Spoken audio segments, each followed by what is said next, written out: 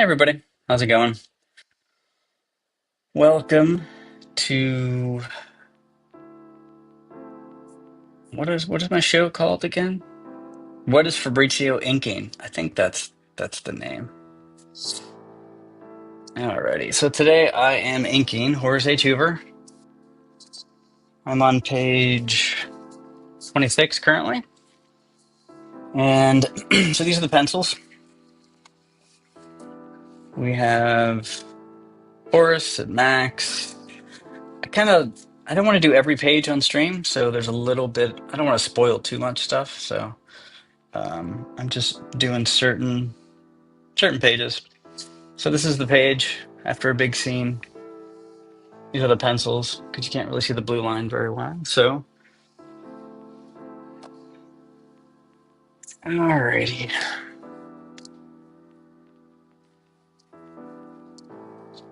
Alrighty. You will notice or not notice.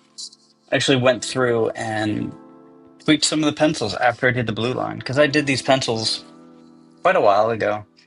So if there's too much time between pencils and inks, you really start to notice your weak spots. So I had some potential tangents over here that I fixed. So you will see that. This is an open stream, so feel free to pop in and chat about elaborate paper boats.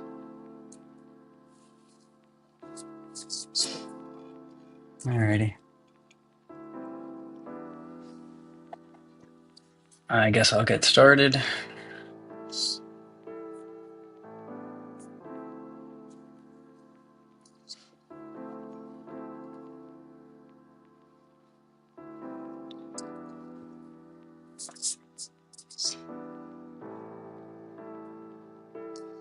I'm really getting pretty close to not the end, but page 26. So there are 38 story pages in issue 4. So I'm definitely reaching the sweet spot of the downhill. So it's nice. Now I am going on vacation for a week, going to Georgia for a wedding in August. So that should be a cool breeze. So that puts a little bit of a delay, but right now it looks like inks are done middle of August. And then, colors. I think the book will really be done like mid-September. So, and then I got to do a crowdfunder, which I've never done before. 1 second.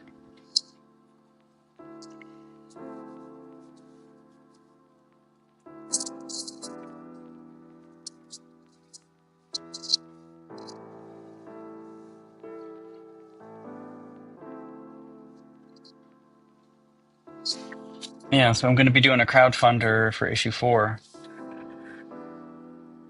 which I haven't done before, and I'm still debating where that's going to be at.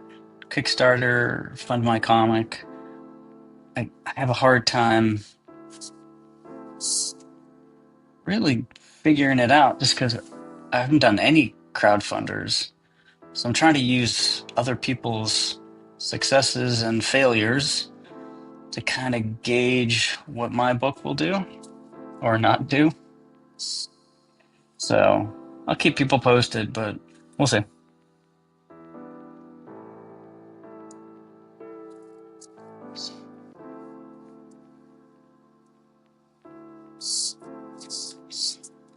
Normally for streams, I'm doing non-comic pages.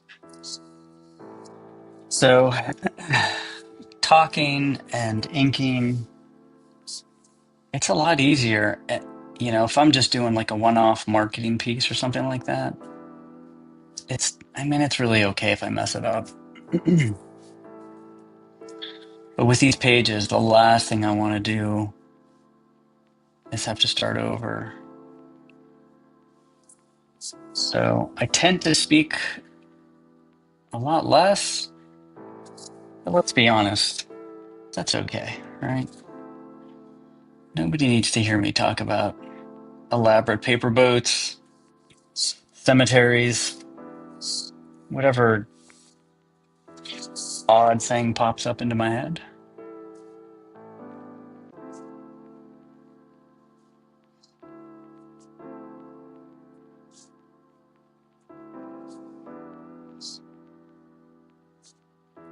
Superman, which I have not watched, which apparently everybody has watched except for me, and that is all they would like to talk about.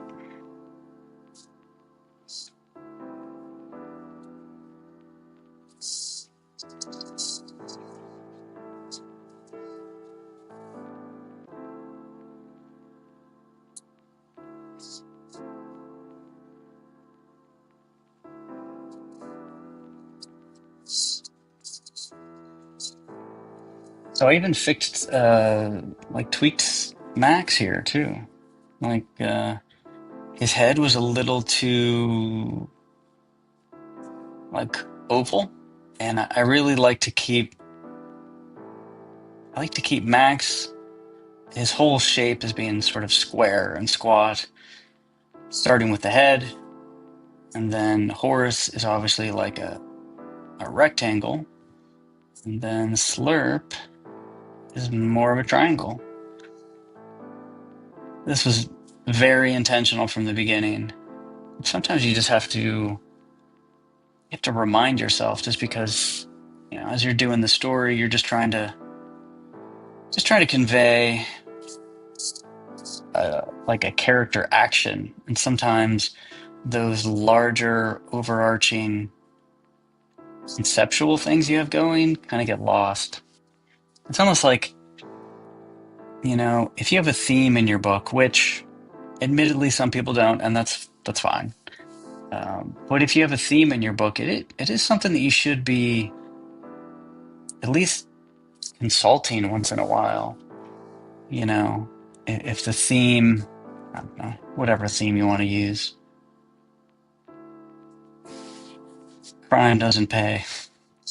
Um, if you come up with a new scene, have a new character, some sort of action, I don't know, just kind of ask yourself, does this theme or does this scene reinforce the theme? I'm not saying it has to either. Some people get kind of weird about themes, but if you can reinforce it, you should definitely do it.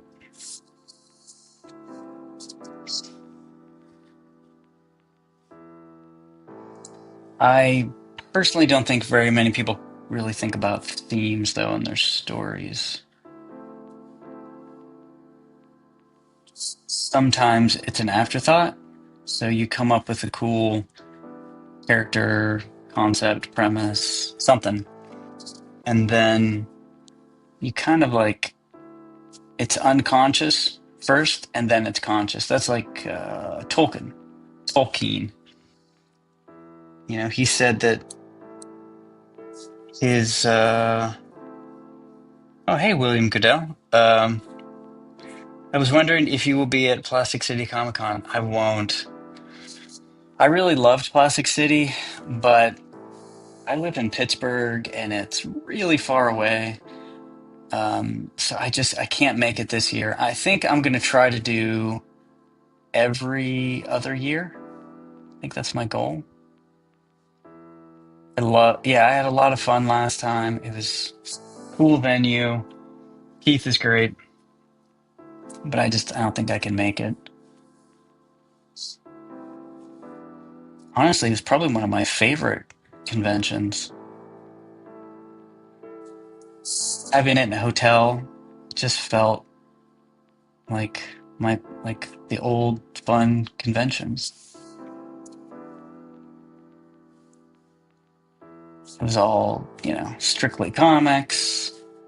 Yeah, it was a good time, but I can't make it this year. The other thing too is I really want to get the books done, and taking trips, you know, doing commissions, all of that stuff just really ends up delaying the books getting done. So I wanted to at least get issue 4 done before I do any more conventions or anything like that. I was supposed to do Pittsburgh Comic Con, and I didn't do that. I just want to get issue 4 done, which I will definitely have done soonish, which is nice. Thanks for asking, though.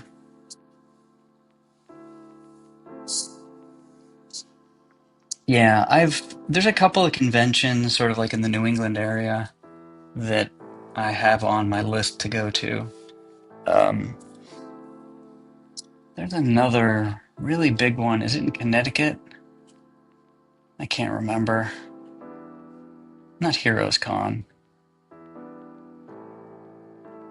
There's another one that I've been meaning to go to.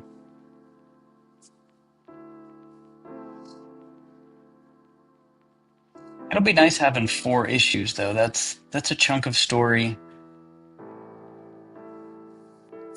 It really finishes up the big arc.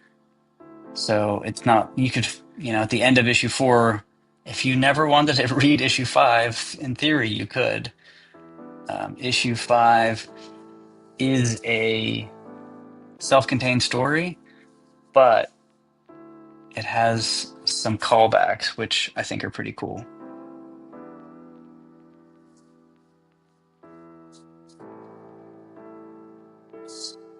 Yeah, I think the drive for me was maybe 11 hours or something like that. So it was a chunk. It's a nice drive for the most part.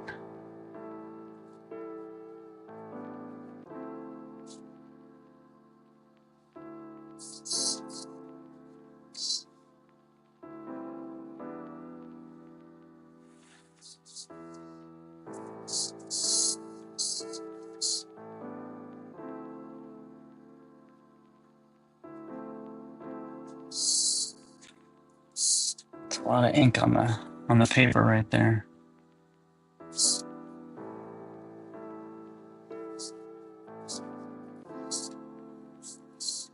This this particular scene makes me laugh whenever I see it. Hopefully it's not spoiling the joke, but this is a funny part for me.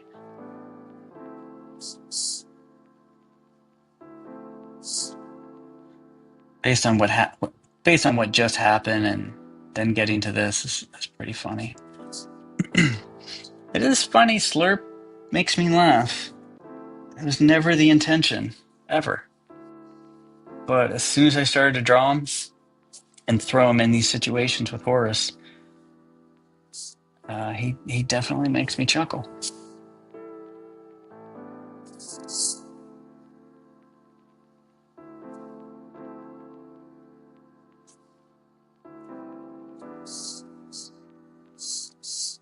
I'm definitely kind of popping around.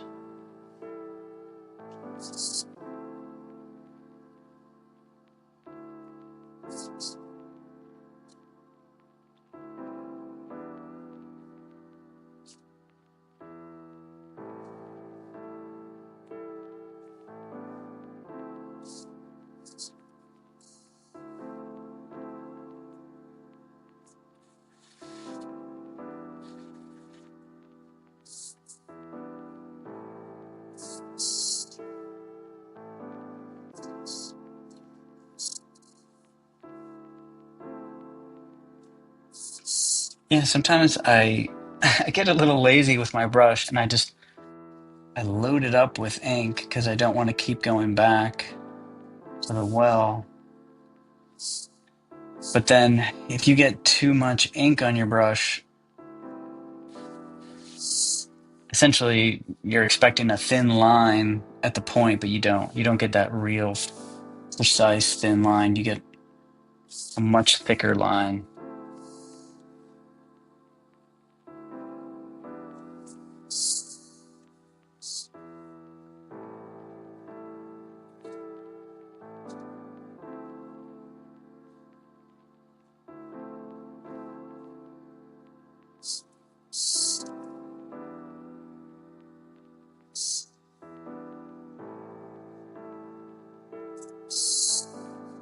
So what did I say? Oh yeah, elaborate paper boats. That's what I was going to talk about today, which is kind of one of those, kind of an inside joke to some people I know and my friends. But I was just thinking about this the other day. I was looking through the Marvel Superheroes RPG from the 80s. And I've never been a big role playing person. I've played a bit, but I don't think I ever bought one. Well, I bought one game a long time ago. Anyway, it's like 1992 or something.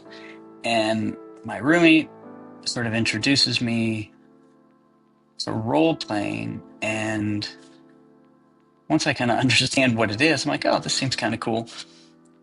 And there's a few things that come out that year that I really wanted. One was the Masterbook system, which had Necroscope, which is a world based on some novels I read, many, many novels.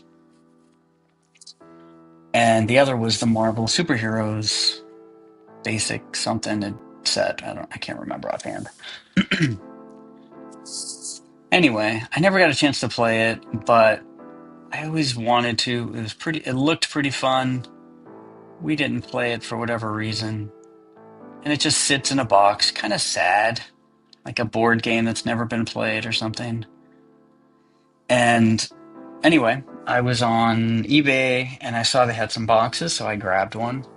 Honestly, just to look at it. I no delusions about playing or anything. And you get the character sheets and, Fantastic Four and Spider-Man and all that kind of stuff. And it comes with these paper maps, first of all. They're maps of New York City and things like that. And then it comes with these little paper, you know,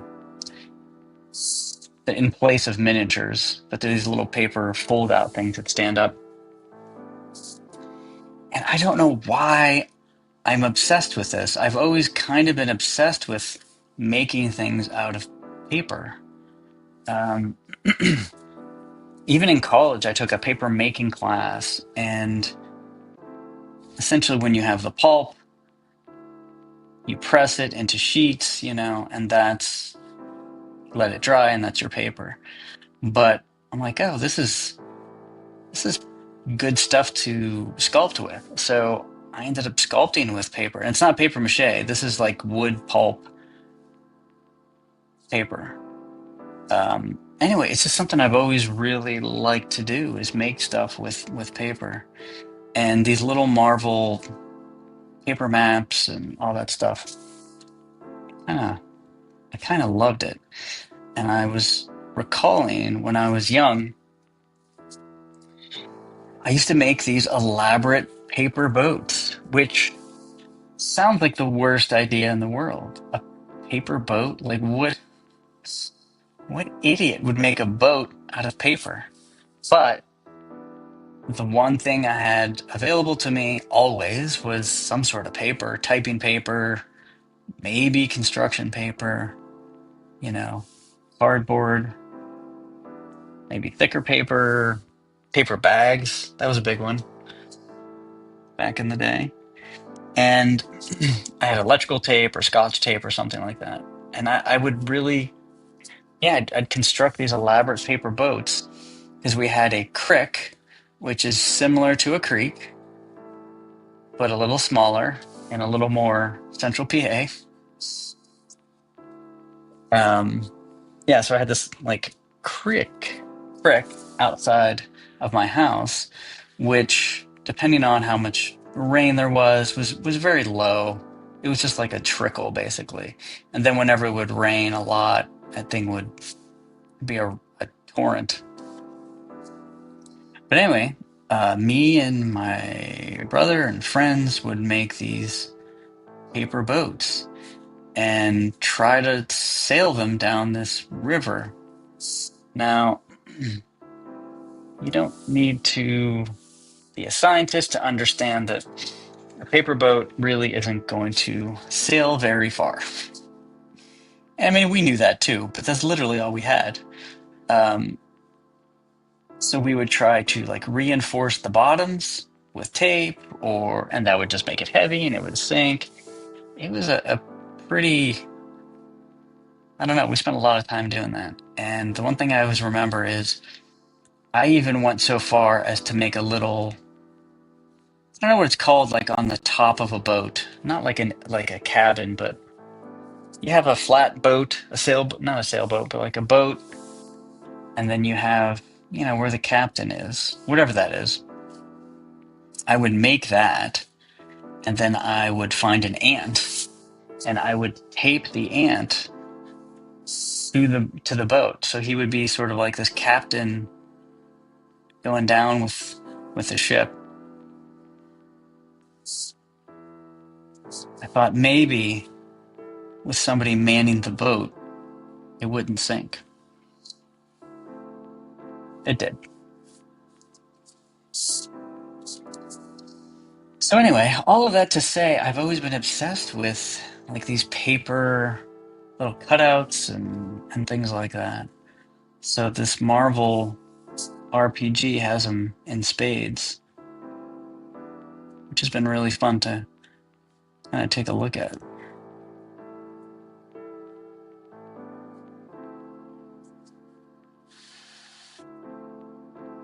I don't know if anybody actually plays that game anymore. I'm assuming people do.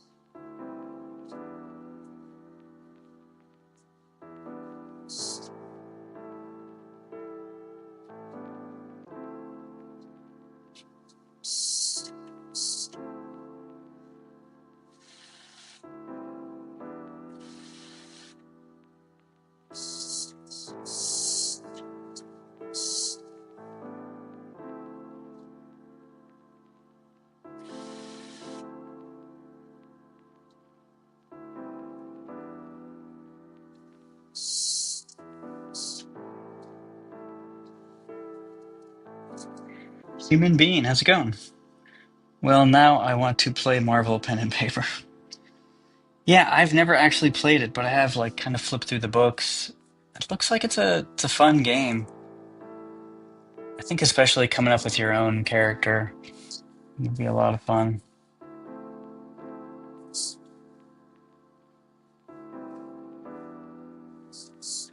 It'd be better if there was a whole campaign on water. Then I can merge my love of elaborate paper boats and Marvel superheroes.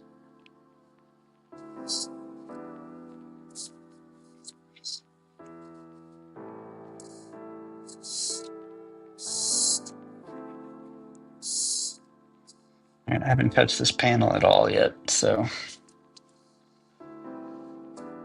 there's a lot of straight lines in this one.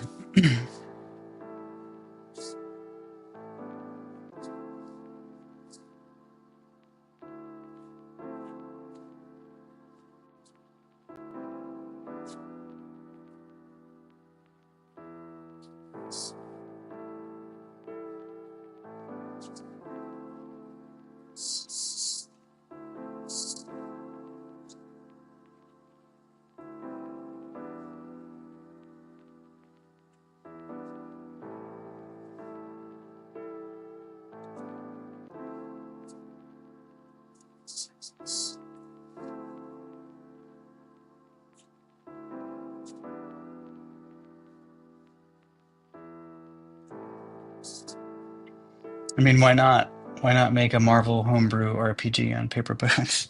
Seriously, that would be fun.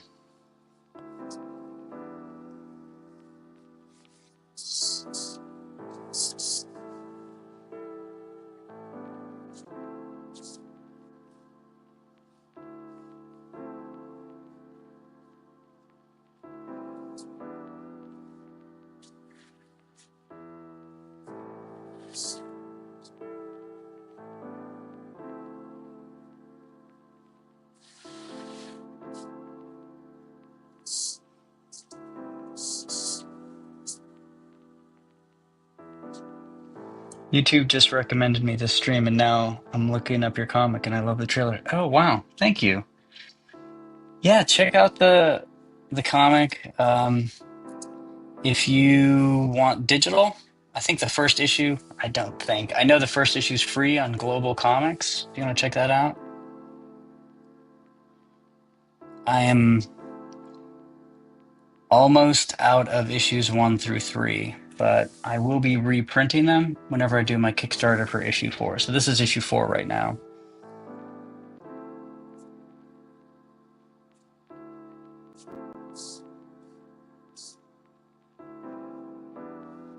Sort of like an occult detective set in 1920s, 30s New York City.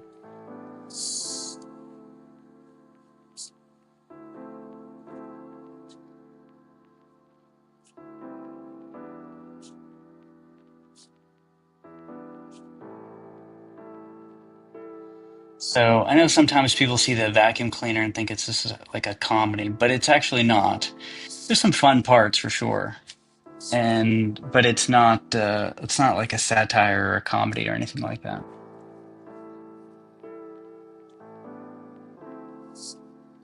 I just put everything I kind of like in comics into one place. So for me, I'd like movies with and books with a little bit of humor, not a bunch of quippy humor every 5 seconds, but a little bit of humor I think goes a long way if it's in the right spot.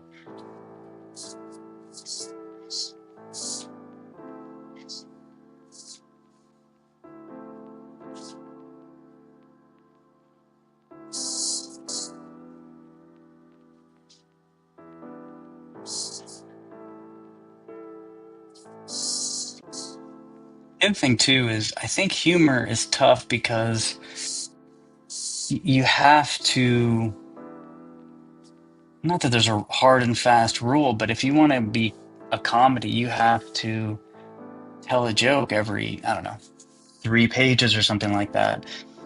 And to me, it always feels forced. So that's why I'm like, you know what? If something funny happens, cool. If not, and it's just a totally dramatic scene or episode or issue, then that's exactly what's going to happen.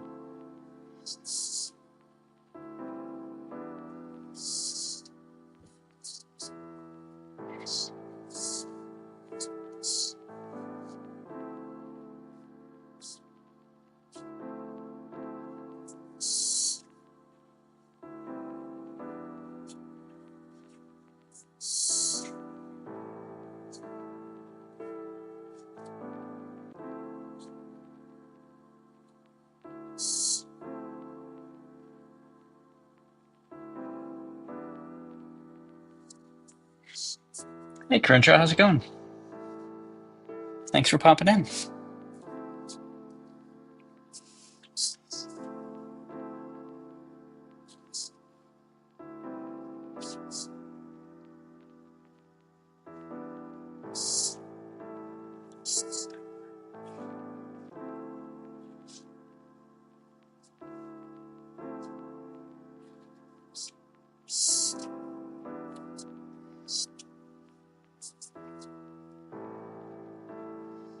I mean, yeah, the Dark Knight movies are funny, but I'd never consider them a comedy. Yeah, exactly.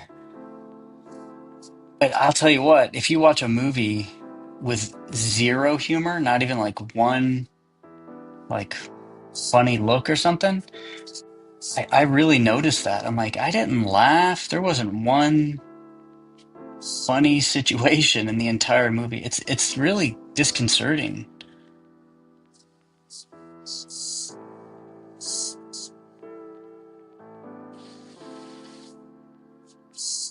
Trying to think of what movie that was. Well, actually, somebody was talking about Nosferatu, the new one, and I don't think there was one joke or one, I don't know, even situational too. Like you don't need to have quippy this or that. Just have like a funny situation or something. I I don't know how deep you are into DC, but Batman versus Super. No, yeah, totally. That's a good example for sure.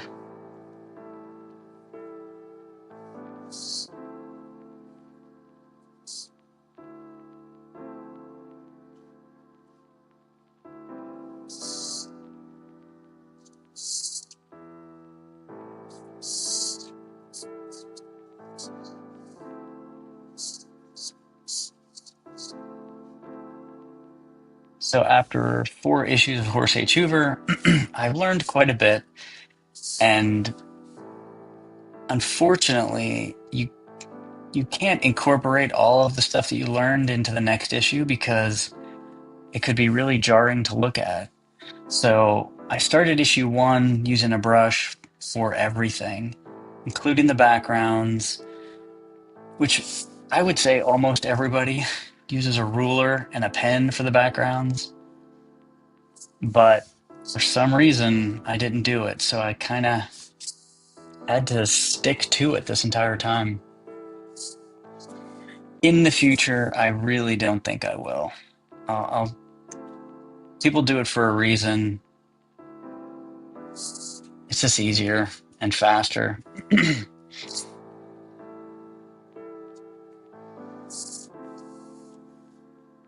And I think people, I mean, they expect it visually. So I don't know if it's jarring to see a totally brushed by hand background or not, but that's what I'm doing, unfortunately.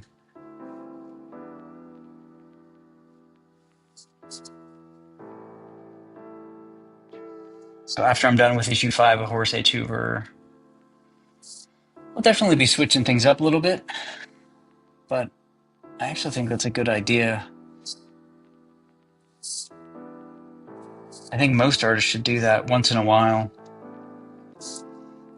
I mean, you don't have to completely redo your style or anything like that, but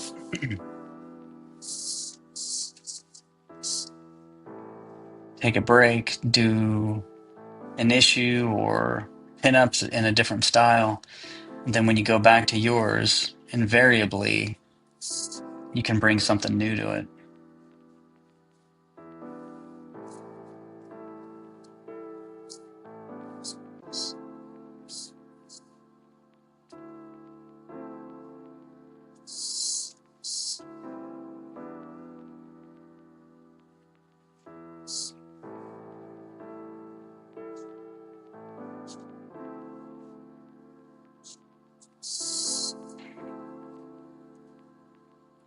Berg did that for Vatican City. Um, Change his style or the backgrounds, maybe, or like hand doing the whole thing, maybe. I've seen the art for Vatican City, but I haven't bought any of the books. I hear good things. Seems to be a pretty well liked story. I don't know if I saw. I don't know if you've done a review of that, Crenshaw.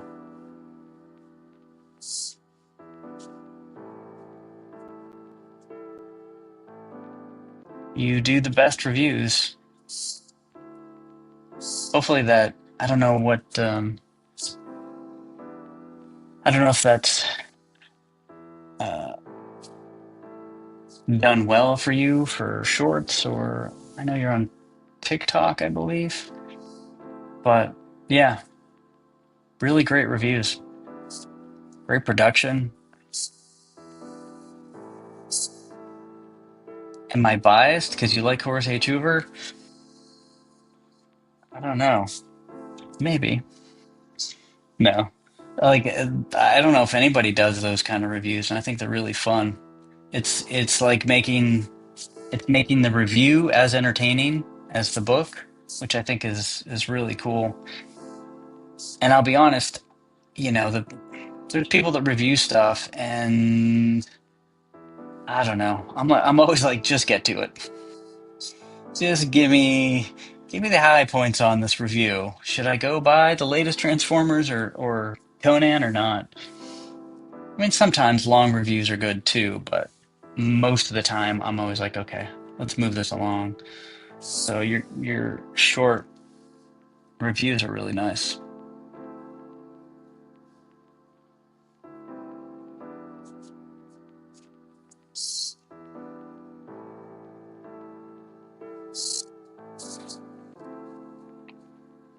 I don't post enough for the algorithm. Yeah, that is unfortunate. I mean, speaking of the algorithm, I've been streaming for a bit, and one of the reasons I kind of streamed less is YouTube just stopped recommending my videos.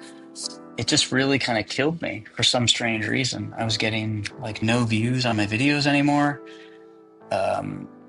And I know it's because they like shorts and all of this algorithm stuff, and I'm like, I can't chase the algorithm like other people can. So I'm just gonna stream whenever I feel like it, even if not a lot of people see it. Maybe eventually people will see it, but yeah,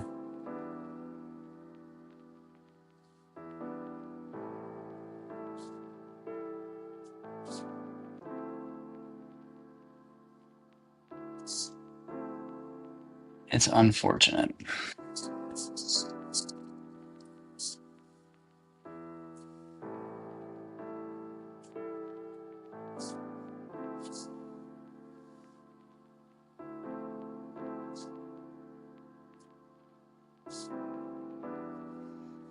I was actually thinking today, not to be overly serious, but if somebody had a magic wand and like, okay, Fabrizio, here are your two options.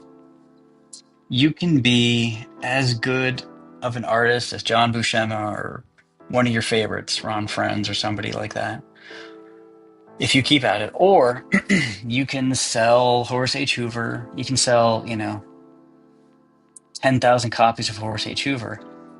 And as terrible as it sounds, I want to be as good as John Buscema. Like, that's really the obsession, is being as good as I possibly can.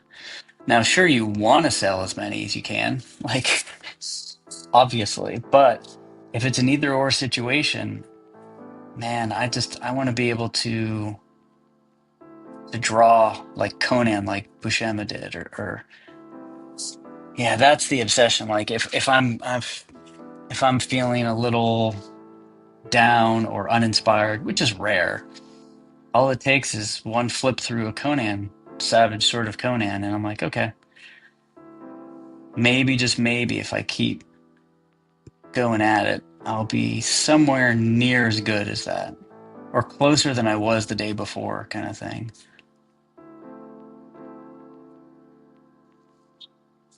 So in the end, that's kind of how I look at it.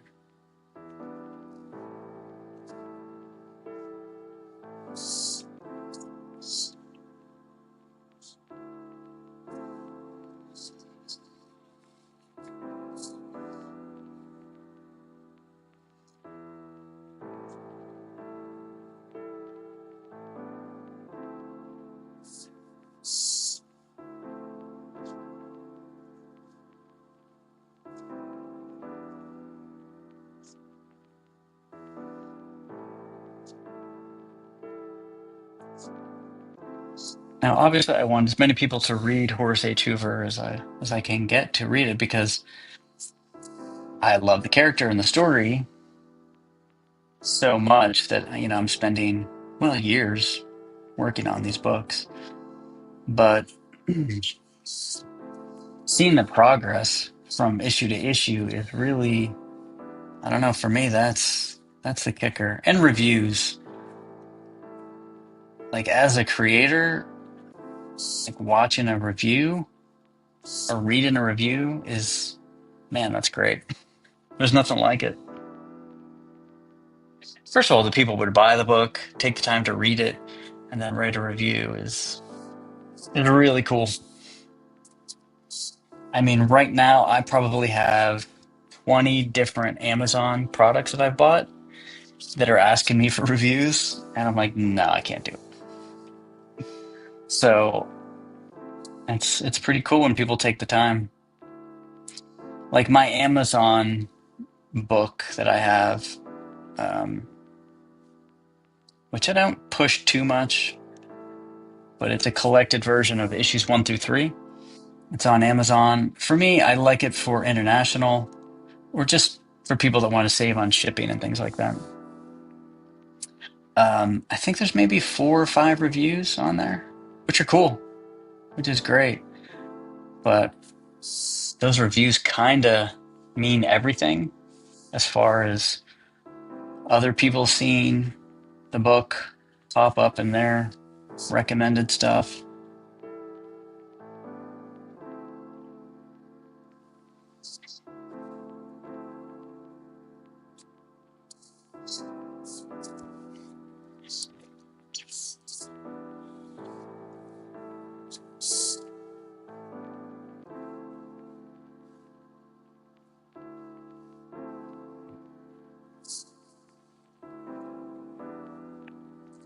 I'm not following the blue line for this tree because I had a bit of a tangent, which basically is just a confusion from panel to panel. I don't know if you can tell in the blue line, but there was like a negative space up here that was almost exactly mimicked down here, and it just causes a weird visual confusion. So I'm like, you know what? I might as well just tweak that tree just enough where it clears it up a little bit. Hey DC, how's it going? I should do the Amazon review. That can be my project for the week. That would be great. Yeah, those Amazon reviews are pretty important. But I'll be honest, it's nice just being able to point people there. Like I said, for international, just people that want to save on shipping, etc.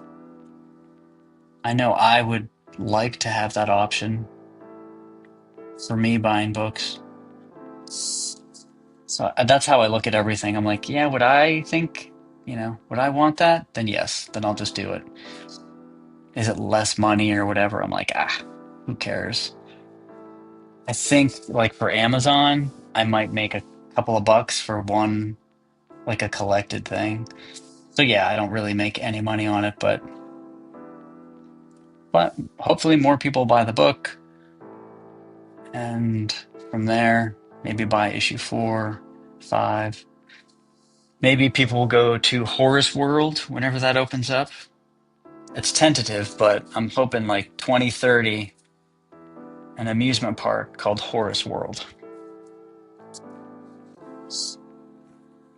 I should go leave an Amazon review if I haven't already. Oh, thank you. Yeah, I appreciate it. I don't know who actually buys the books from Amazon.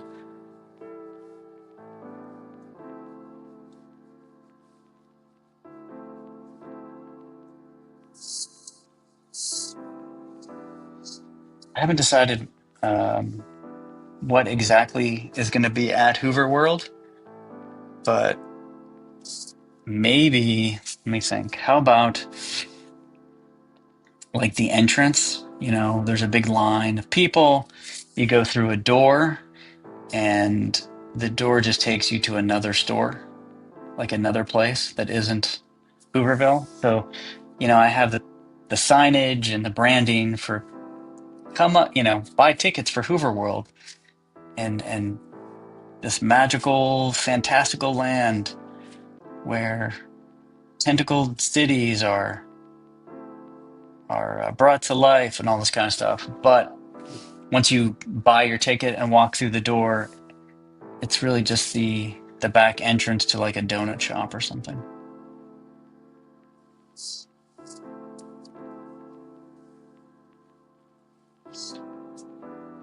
I bought an indie comic off Amazon today. Oh, really? That's cool. Yeah, I wonder. That's got to be. I don't know. Sometimes Amazon looks seems so big that if I don't know what I'm looking for, then I just kind of leave Amazon. That's pretty cool though.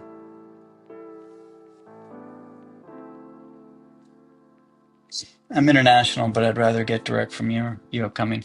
Yeah, but trust me, like shipping, I get it. I do that math all the time, and I'm like, that's.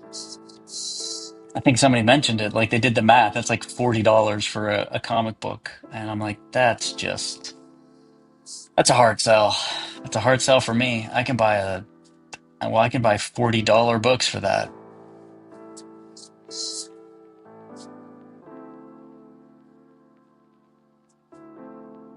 Walking out of a comic shop with a giant stack of dollar bin books. I don't know. It still feels good to this day.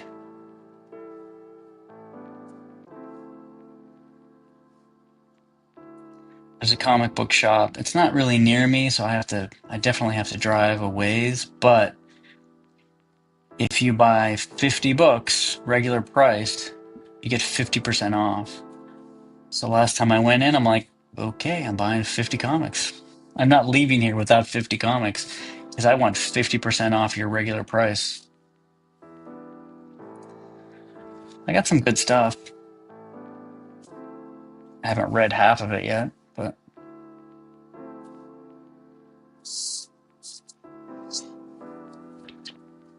it's called Yucatan by Alex Vade. I could get my stuff shipped to Crenshaw and just have him bring it when he drives up to visit. Heck yeah. He can be a comic mule, Crenshaw. And then you'll get stopped by the Mounties. And they're like, what illegal paraphernalia do you have in this car? Well, I have 42 copies of Horace H. Hoover, and then they would know it's a lie. And they're like, you're going straight to the clink. There's got to be a nicer term for the clink in Canada.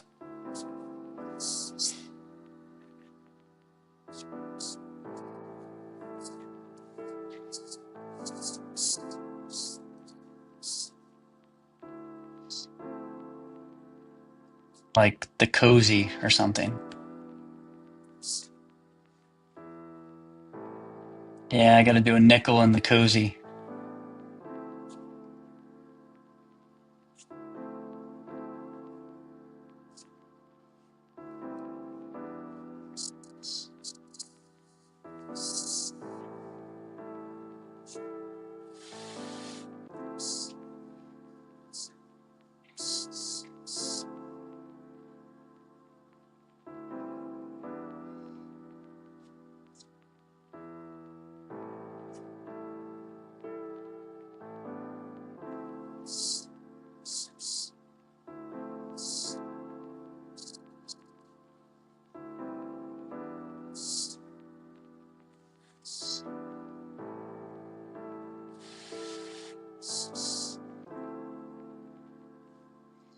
I'm currently debating on redrawing the cover one more time, which is a bad idea once you get into that. This will be, if I do, it'll be let me think, one, two, three. This will be the fourth time I've drawn the cover to this book, which is just, that's awful.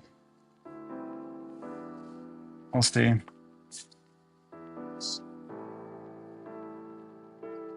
I don't know any Canadian slang. I prefer never to talk to Canadians.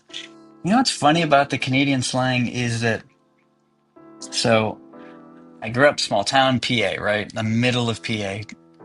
And it's a German town. My family is, if you can't tell by my name, is pretty Italian. So we're all, my name's Fabrizio. My other brother's name is Felice, Ricardo, Antonio. So anyway, my mom just speaks Italian. It's an interesting dynamic. But anyway, we we had this thing that we used to say, like if you're walking across the kitchen floor and there's water on the floor, it's a soaker. And okay, so me and my brothers and friends, in the area, we all use this term, and I'm thinking it's a universal term, soaker, right? It's just like whatever, right? And so then I start mentioning this to people later on. I think I was in college, and I'm like, oh man, it's got a soaker, and they're like, what the hell are you talking about? I'm like, it's a soaker. It's like, where your sock gets wet. And like, you are insane. I've never heard of that before. So anyway, we're trying to nail this down. Like, where did this come from? Is it PA slang? It's not widely known in the US, but if you and your friends use a slang, you just don't think about it. So then we realized, yeah, we were the only ones that I had ever met that used the word soaker. So it's not from PA, you know. We didn't know some bastardization of like an Italian thing. And then I was watching somebody on YouTube and they were talking about Canadian slang and they said soaker. I'm like, "Oh my God. That's that's a Canadian slang." And I haven't watched this, but the only way I could figure it out is I'm like, we used to watch Strange Brew like all the time. We must have seen that movie, I don't know, 100 times probably. And I haven't gone back and rewatched it, but I swear that's where we got the word soaker from.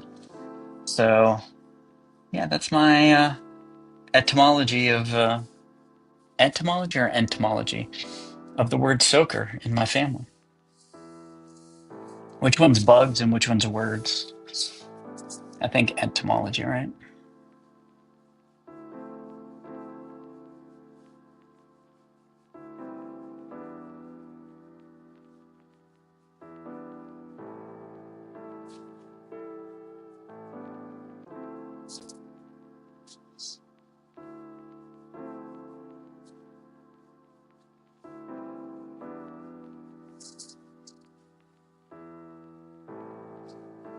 Yeah, I think that's true. It's a Bob and Doug thing.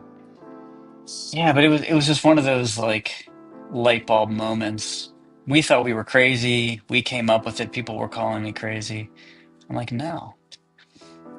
Obviously, back then, there's no Googling, so we had no idea.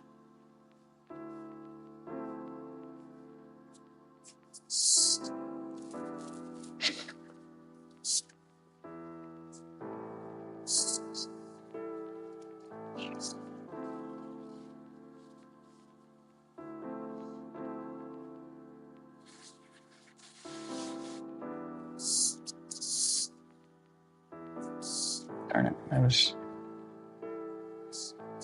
a little too energetic with that shoulder.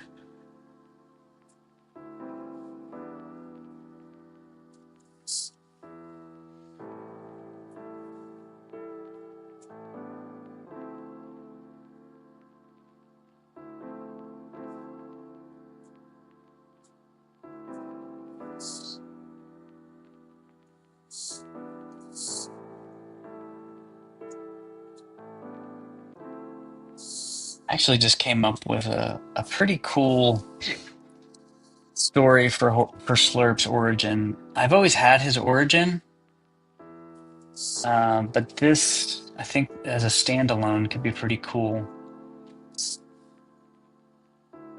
Or at least I'm starting to flesh it out. He would probably be the first sort of like side character that would get their own story, I think.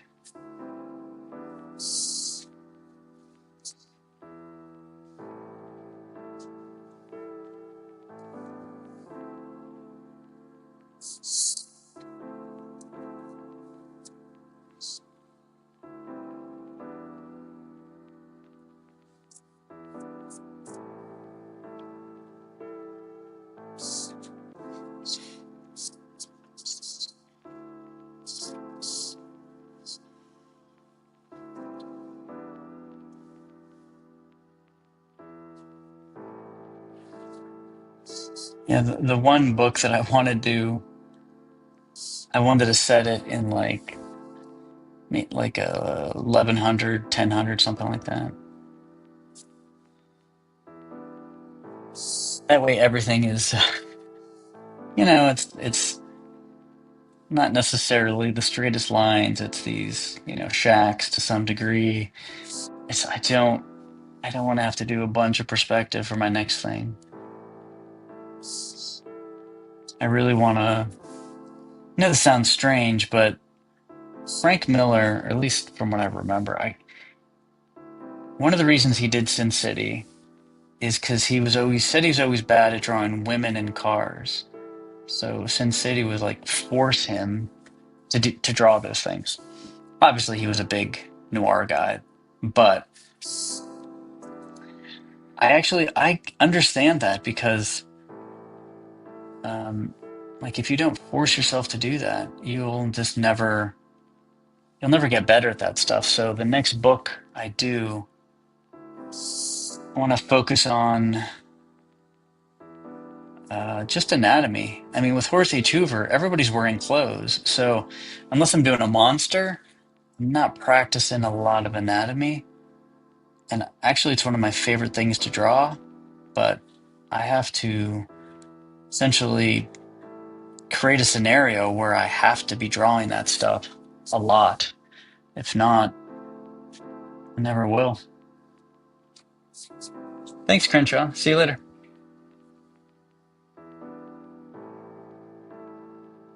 Yeah, it's almost an hour. I'll probably be. Oh, no. Yeah, it is almost an hour. Wow. I got quite a bit done on this, so that's not bad.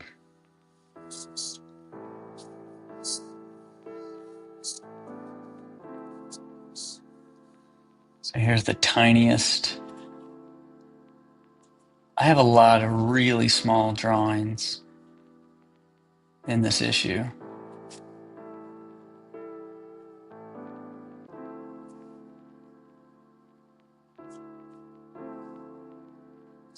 Which, again, I should probably use a pen for.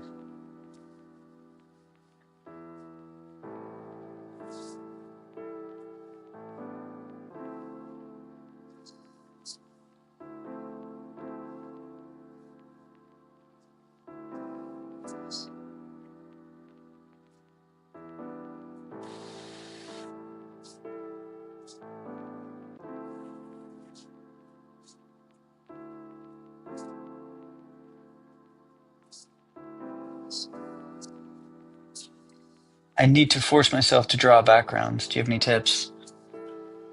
Oh, man.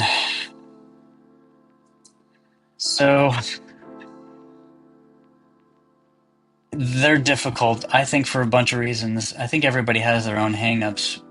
Um, I've tried to look at um, backgrounds is just another way to add interest instead of there's two ways to look at the backgrounds, and some are like, listen, I need to fill the background up because it looks too bare. So like for this, we're finishing a scene. That's is that a background? I don't know about that. This kind of implies a background, and this is a background. So I'm trying to look at it as, okay, if I have to draw a background, it's at least got to add to the story, so I feel better about it instead of just filling up the background, if that makes any sense. So yeah, I'm trying to add things to it.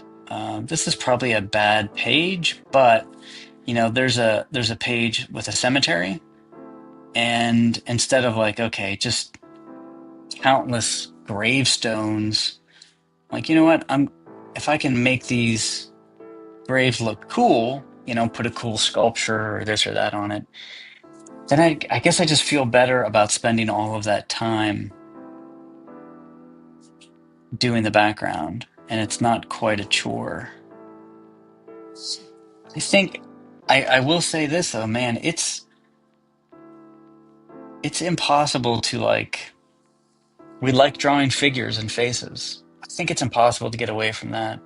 We will always, almost, especially if you're doing comics though, you always just want to get to the anatomy and the cool scene and so yeah. So I'm trying to add as much cool stuff in the background to make it worthwhile, I guess.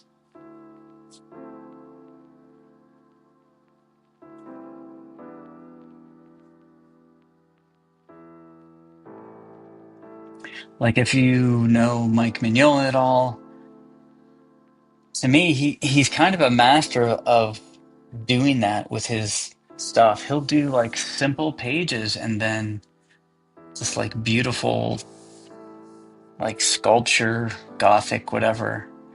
And man, it really adds to it. If you took Mignola and you took away that aspect of it for the backgrounds, it's a totally different book. So yeah, they are important.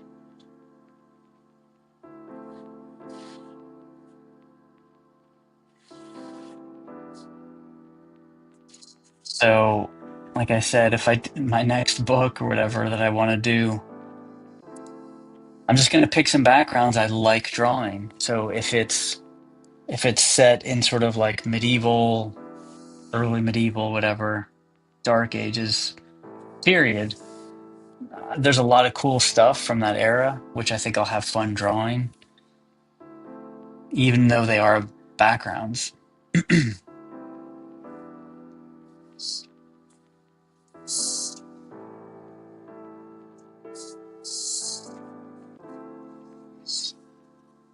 Wow, that actually helps. Thanks. Yeah, I'm glad that did.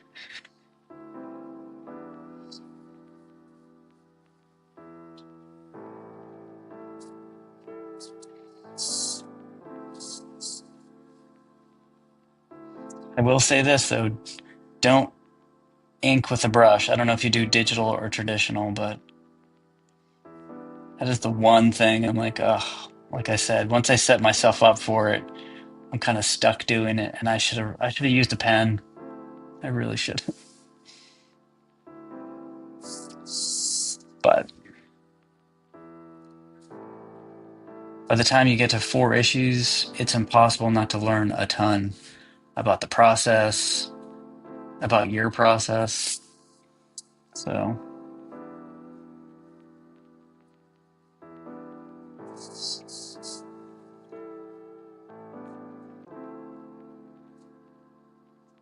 oops, wrong perspective.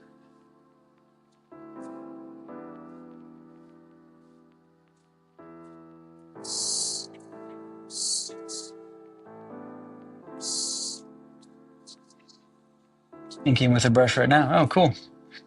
Yeah, that's a rare thing. I I wasn't sure how rare it would be until I kind of got out there, and I would say I don't know. I know one person offhand, but most people, even if they are doing traditional, generally do pens. But inking with a brush is so damn fun.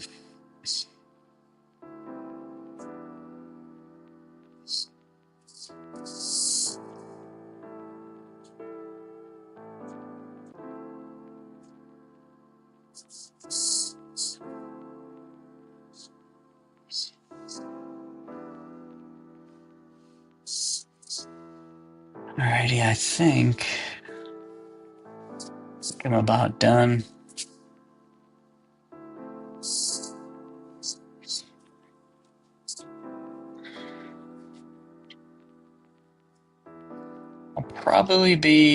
I'll try to stream tomorrow night too. Mondays, kind of like Sundays and Mondays are usually the best time for me to do it. And I just gotta finish this issue.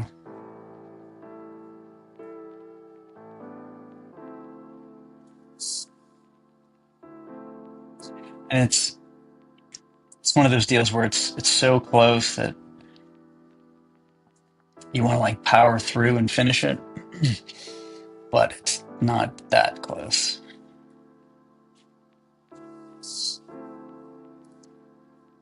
Alrighty. It's a good place to stop. I mostly use brush pens though. They're very convenient. Yeah, I love brush pens.